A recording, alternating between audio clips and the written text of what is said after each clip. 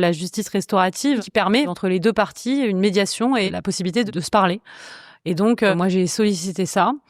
Et ça a pu se faire en sortie de Covid, donc longtemps après. Ah oui, longtemps après. Cette attente, elle a été terrible parce que ce monsieur, il était très âgé, qu'à tout moment, il pouvait décéder. Il a accepté. Il a accepté avec sa femme, parce qu'ils étaient tous les deux dans la voiture. Ils ont accepté, mais pas en vrai, parce que ce sont leurs mots, ils voulaient pas me voir handicapée. Je vais leur expliquer que j'ai besoin de les regarder droit dans les yeux et de les voir, quoi. On s'est dit beaucoup de choses, ça a été un moment très très fort. J'ai compris que ce monsieur était anéanti par ce qu'il avait fait. C'est dur de voir un monsieur d'un âge avancé pleurer comme un petit garçon. Personne n'a envie de voir ça. Non. Tout le monde a des grands-parents. On peut que être touché de ça.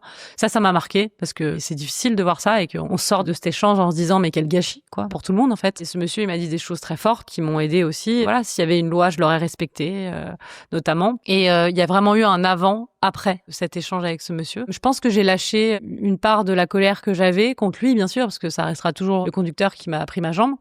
Mais cette colère, elle s'est plus orientée vers le système, vers les politiques, par exemple, qui n'ont pas le courage de s'atteler à ce vrai problème de sécurité routière. Du coup, ça m'a libérée de quelque chose. Je ne suis plus la même depuis cet échange, et heureusement d'ailleurs.